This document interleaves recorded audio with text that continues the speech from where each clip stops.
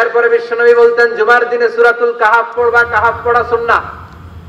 সূরাতুল কাহাফ পড়তে রাজি আছেন? আগামীকাল রাজি আছেন তো? 18 নম্বর সূরা, কোরআনের একেবারে মাঝখানের সূরা। আলহামদুলিল্লাহিল্লাযী আনজালা আলা আবদিহিল কিতাবা ওয়া লাম ইয়াজআল লাহু ইওয়াজা।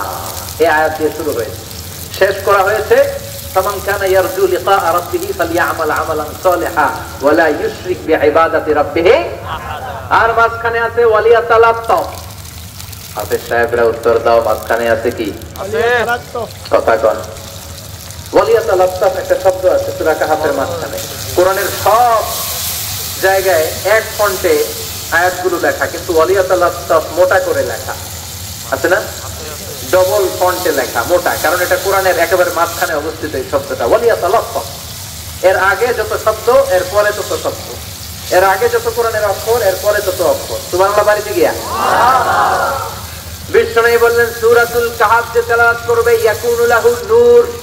এই সূরাতুল কাহাফ কিয়ামতের দিন তার সামনে বিশাল একটা আলো হয়ে আসবে। এই আলো দিয়ে ফুলসিরাত পার হয়ে ওই বান্দা জান্নাতের ভেতরে ঢুকে যাবে। আবার বিষ্ণু বলেন যারা সূরাতুল কাহাফের প্রথম 10 আয়াত তেলাওয়াত করবে জুমার দিন, শেষের 10 আয়াত যারা জুমার দিন তেলাওয়াত করবে দাজ্জালের ফিতনা থেকে তাদেরকে মুক্ত রাখবে কে? আল্লাহ। সুবহানাল্লাহ পড়বেন না? কালকে সূরাতুল কাহাফ দিয়ে সকাল শুরু করতে রাজি আছেন? ইনশাআল্লাহ। সবাই রাজি? এরপর তাবকির ইলাল মসজিদ, মসজিদে আগে আগে যাওয়া সুন্নাত। আগে যিনি যাবে উনি কি পাবে? তারপরে গরু, তারপরে বকরি, তারপরে মুরগি, মুরগির পরে ডিম না আন্ডা? আন্ডা। আল মাশিউ আলাল ইকদাম। বিষ্ণু বললেন হেঁটে হেঁটে জুমার নামাজে যাওয়া সুন্নাহ।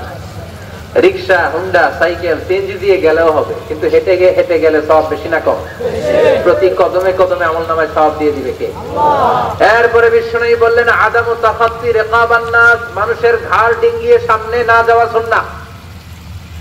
অনেকে জুমার দিন আসে সবার শেষে বসতে চায় সামনে, এরকম ডাকাইত আছে না নাই? রাজা মেয়ারে নাই? বিশ্বনবী জুমার খুতবা দিচ্ছেন, হঠাৎ এক সাহাবী সব সাহাবীর ঘাট ডিঙ্গিয়ে ডিঙ্গিয়ে সামনে আসতেছে বুলেটের মতো।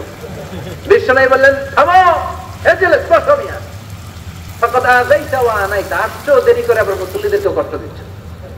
যেখানে জায়গা পাবেন ওইখানে বসবেন। মানুষের ঘাট ডিঙ্গিয়ে সামনের কাতারে যাওয়া এটা ঠিক না। এজন্য জুমার দিন আগে আগে আসার চেষ্টা করবেন। রাজি আছেন তো? এরপরে বিশ্বনবী বললেন দুখুলুল মসজিদে রাকাতাইন, জুমার নামাজের দিন মসজিদে ঢোকার পরে 2 রাকাত পড়া সুন্নাত। কয় রাকাত? 2 রাকাত। রাজি আছেন? ক্বাবলাল জুমা, বা'দাল জুমা। অনেকে প্রশ্ন করে বা'দাল জুমা 4 রাকাত, মসজিদে পড়লে 4, ঘরে পড়লে 2। কিন্তু ক্বাবলাল জুমা সুনির্ধারিত নয়, অনির্ধারিত। মা কত খুদ্দিরা লাগ, যত আপনার তৌফিকে কুলায় 2 রাকাত করে করে 2, 4, 6 ইমাম সাহেব খুতবা দেওয়ার আগ পর্যন্ত। আপনি যদি আধা ঘন্টা আগে যান আপনি 10 রাকাত পড়তে পারবেন। চিল্লায় বলেন ঠিক কিনা? এরপরে বিষ্ণু বলেন ইনসাত, চুপ থেকে খুতবা শুনবা। জুমার খুতবার সময় কথা বলা যাবে নাকি? কথা কন। বিষ্ণু বললেন তোমার সামনে কেউ কথা বলতেছে, তুমি যদি বলো চুপ করো, এটাও তুমি খারাপ কাজ করছো। চুপ করো তোমার কইতে কইছে কে? চুপ করো বলে তুমি আরেকটা বেকার লাগে। চিল্লায় বলেন ঠিক কিনা?